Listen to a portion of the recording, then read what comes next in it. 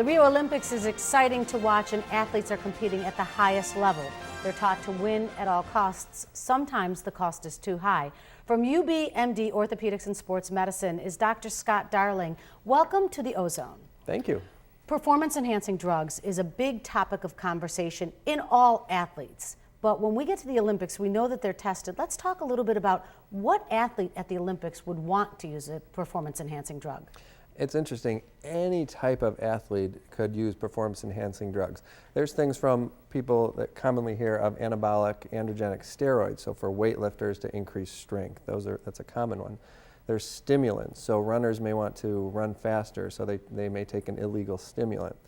There is blood doping or erythropoietin use, and this was popular recently with Lance Armstrong. He was stripped of his Tour de France medals because he got convicted of using those.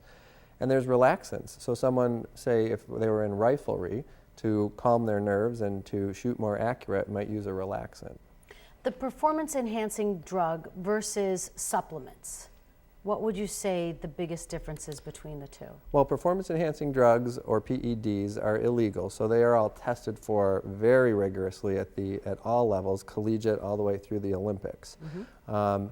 Supplements are substances that anyone can purchase over the counter, and those are legal, some things like protein or amino acids. Some of those are banned specifically at the Olympics, and those, like I say, are all tested. As a doctor, a primary care sports medicine doctor, you see all types of patients. What do you say to the patients you might think are using performance-enhancing drugs? Because there's a crash that comes along with it. Yeah, one thing that I always say first is that the interview is confidential. So whatever they tell me stays in that room. And that way you have to kind of gain their trust. And then once you establish a rapport, then sometimes they'll tell you, I'm using substance A, B, and C, and I can check on those. I can see if they're legal, if they're illegal, if they're banned substances.